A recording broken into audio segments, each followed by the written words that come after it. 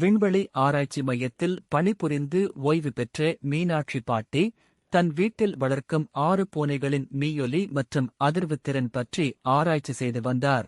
பூனைகளால் மனித காதுகளுக்கு கேட்காத மிக நுண்ணிய அதிர்வுகளையும் பூமியின் தட்டுகளின் அசைவுகளையும் முன்கூட்டியே அறிய முடியும் என்பதை அவர் கண்டறிந்தார். ஒருநாள் இரவு பாட்டி தன் ஆய்வகத்தில் இருந்தபோது அந்தப் பகுதியில் ரிக்டர் அளவில் மிக வீரியமிக்க நிலநடுக்கம் ஒன்று பூமிக்கு அடியில் உருவாகத் தொடங்கியது. மனிதர்களால் உணர முடியாத அந்த ஆரம்பக்கட்ட நிலநடுக்க அதிர்வுகளை பாட்டியின் பூனைகள் தங்களின் உணர்திறன் மிக்க கால்கள் மூலம் உடனடியாக கண்டறிந்தன. ஆபத்தை உணர்ந்த பூனைகள் அனைத்தும் பாட்டியின் உடலின் மீது ஏறி அவரை நோக்கி விசித்திரமான ஒலியில் கத்தியபடி வீட்டின் வாசலை நோக்கி ஓடின.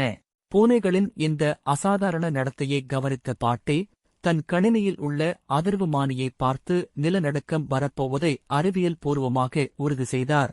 பாட்டி உடனே வீட்டை விட்டு வெளியேற முயன்றபோது நிலநடுக்கம் தீவிரமடைந்து வீட்டின் அலமாரி சரிந்து அவர் மீது விழுந்து அவரை நகர முடியாமல் முடக்கியது.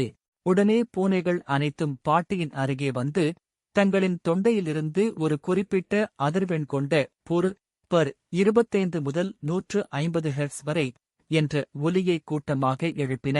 பூனைகளின் இந்த பொறு ஒலி அதிர்வுகள் பாட்டியின் கைபேசியில் இருந்த அவசரகால மருத்துவ பயன்பாட்டு செயலியை அதன் மைக்ரோஃபோன் வழியாக தானாகவே இயக்கியது.